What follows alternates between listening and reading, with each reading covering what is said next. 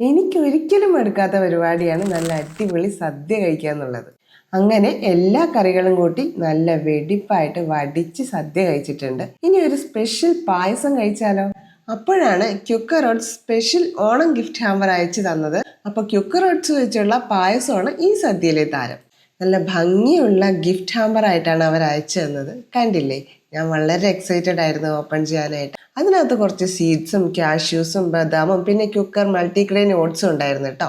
ആദ്യം നമുക്ക് ഈ ക്യുക്കർ ഓട്സ് ഒന്ന് ഡ്രൈ റോസ്റ്റ് ചെയ്തെടുക്കാം. ക്യുക്കർ ഓട്സ് ഉണ്ടാക്കിയിരിക്കുന്നത് ഹോൾ ഗ്രെയിൻസ് വെച്ചിട്ടാണ്, അതുകൊണ്ട് ഫൈബറും പ്രോട്ടീനും ധാരാളമായിട്ട് അടങ്ങിയിട്ടുണ്ട്. ഇനി ഇതൊന്ന് കോരി മാറ്റി വെച്ചിട്ട് അതിൽ തന്നെ ഏത്തപ്പഴം ഒന്ന് വാട്ടിയെടുക്കാം. ഇനി കുറച്ച് പാലും കൂടി ഒഴിച്ചിട്ട് നല്ല പോലെ ഒന്ന് തിളപ്പിക്കണം. ഇനി നേരത്തെ റോസ്റ്റ് ചെയ്ത് വെച്ച ഓട്സും കൂടി ചേർത്ത് ഒരു 10 മിനിറ്റ് തിളപ്പിച്ചാൽ നമ്മുടെ പായസം റെഡിയാണേ.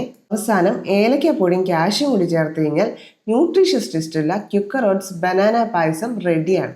ക്യുക്കർ പായസം ഒരു സമ്പൂർണ്ണ സദ്യക്ക് സമ്പൂർണ്ണമായൊരു അവസാനം.